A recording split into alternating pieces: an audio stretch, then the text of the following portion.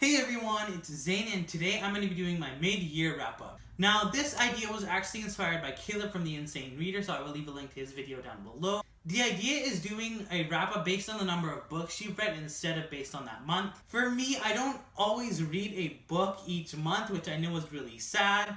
So again, it just makes more sense to do a wrap-up based on the number of books I've read. So here are the first few books I read this year. The first book I read this year was City of Heavenly Fire by Cassandra Clare. I know I absolutely do not need to sell this series to you guys. If you've been on BookTube for even a little while, I'm sure you've heard of the Mortal Instruments series. What I will say though is that Cassandra Clare's writing is absolutely impeccable. She can do no wrong in my eyes. Her description, her characters, her plots, everything is just so on point. City of Heavenly Fire was no exception to that. One thing I will say is that her books just get better and better and better. So if you started the Mortal Instruments series and you're not liking it too much, just give it like 3 books at least and you will definitely find yourself enjoying them more and more. The next book I read this year was Tales from the Shadowhunter Academy by Cassandra Clare, Sarah Rees Brennan, Maureen Johnson, and Robin Wasserman.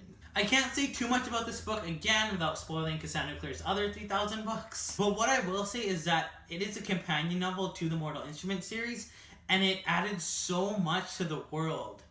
As great as City of Heavenly Fire was, there were a few things that were just left unanswered, and Tales from the Shadowhunter Academy definitely answered those questions.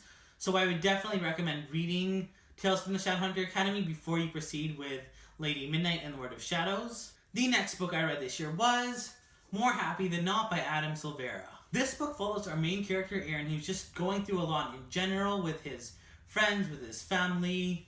In this story, there's actually a memory-altering procedure that you can take, and our main character, Aaron, considers taking this procedure just because he's gone through so much. That's all I can really say without spoiling the book. What I will say about this book is that it was incredibly unpredictable. There were so many moments where I was just mind-blown at what happened. I kind of thought I knew what direction the story was going, but then it just went in a completely different direction. So for that reason alone, I would definitely recommend this book. The next book I read this year was The Highly Sensitive Person by Elaine N. Aaron. This book was actually recommended to me by my aunt, so thank you very much to her for that. This is actually the first nonfiction I read in quite a while.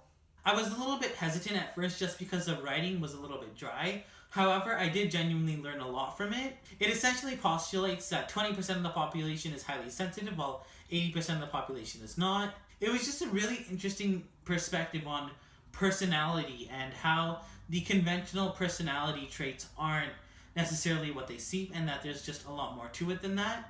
The next book I read this year was History Is All You Left Me, and I'm not laughing because it's a funny read, though it kind of is. I always mess up the synopsis for this book, but I will give it a go. So this book follows our main character Griffin, who's just lost his ex-boyfriend Theo. The only person who Griffin can relate to about Theo's death is the person who Theo was dating before Theo died. This story took a really unique perspective on grief and what grief can do to someone. It was very realistic in the sense that it wasn't just like the 5 conventional stages that you would normally see. Grief affected people in a very different way in this book, in that they would make really, really horrible decisions at times, to the point where you wouldn't be rooting for the characters unconditionally. In fact, at some point you'd be screaming at the characters to stop doing what they're doing. We see some very unhealthy coping mechanisms in this book, and for that reason I think it's worth the read, just because it's very realistic when it comes to grief. It's also jam-packed with a lot of funny moments, and then of course you have your emotional moments. It was just a very dynamic read. The next book I read this year was Miss Peregrine's Home for Peculiar Children by Ransom Riggs. If any of you follow Jesse the Reader, I'm sure you've heard of this book. He's absolutely in love with it, and I can definitely see why after having read it. I'm not going to say anything about this book just because it's best to go into it blind, but what I will say is that it was one of the most unique reads I've ever read. There were just no conventional tropes that you would normally see in YA. It just took a completely unique perspective. So if you're looking for something that's fresh and new, I would definitely recommend this book. It also has really creepy pictures in it, so if you're into that, definitely pick up this book. I mean, I found it a little bit creepy, but some people found it really cool, so. The second last book I read this year was Lady Midnight by Cassandra Clare. I can't stop raving about this book. Again, I can't say too much about it because it is her 12th book in the Shadowhunter world. What I will say is that I really enjoyed it. It was such a rich introduction. If you compare City of Bones, which is great in itself, to this was just miles ahead of it. If anything, like reading Cassandra Clare's other 12 books is worth it just to read this. The characters are just so dynamic. There's so much to them. There's no such thing as a supporting character in this book.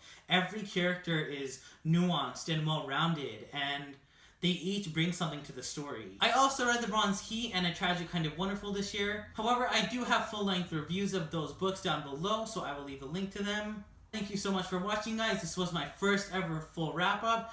I apologize if it was kind of long. In the future, I'll probably just do like 5 books instead of like 8 or whatever.